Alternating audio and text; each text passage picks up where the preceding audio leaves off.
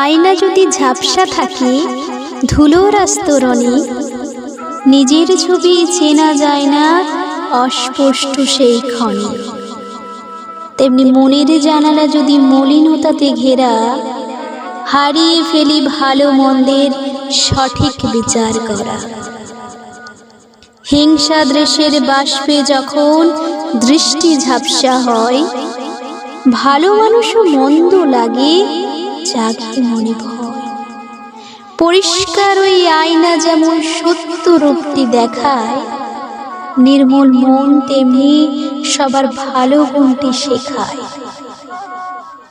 ধুয়ে ফেলো মনের ময়লা, মোছো অভিমান, ভালোবাসার আলোই হবে আধার অবসান।